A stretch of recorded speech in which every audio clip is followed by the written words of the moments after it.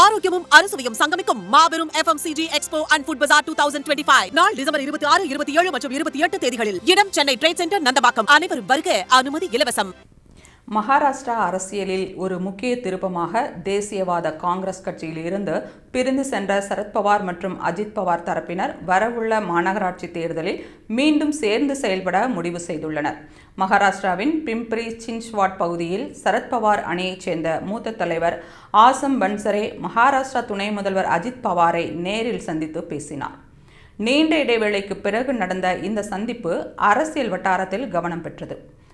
இந்த சந்திப்புக்கு பிறகு செய்தியாளர்களிடம் பேசிய ஆசம் பன்சரே, நாங்கள் இருவரும் பொதுவான விஷயங்களை குறித்து பேசினோம். புனே மாநகராட்சி தேர்தலில் அஜித் பவார் அணியுடன் கூட்டணி அமைக்க விரும்புகிறோம். இது குறித்து விரைவில் முடிவு எடுக்கப்படும் என்று அஜித் பவார் என்னிடம் கூறினார் என்று தெரிவித்தார். அதைத் தொடர்ந்து சரத்பவார் அணியின் மற்றொரு தலைவரான அங்குஷ் காக்கடே இரு தரப்பும் இணையப் போவதாக உறுதிப்படுத்தியுள்ளார். இவர் அளித்த பேட்டியில், தேசியவாத காங்கிரசின் இரு அணிகளும் வரவுள்ள மாநகராட்சி தேர்தலில் ஒன்றாக போட்டியிட முடிவு செய்துவிட்டன. கூட்டணி கட்சிகளுடன் பேசி தொகுதி பங்கீடு குறித்து விரைவில் முடிவு எடுக்கப்படும் என்று தெரிவித்தார். 2023 தேசியவாத காங்கிரஸ் கட்சி பிளவுபட்ட பிறகு இரண்டு அணிகளும் சேர்ந்து மீண்டும் தேர்தலை சந்திப்பது அம்மாநில அரசியலில் கவனம் பெற்றுள்ளது.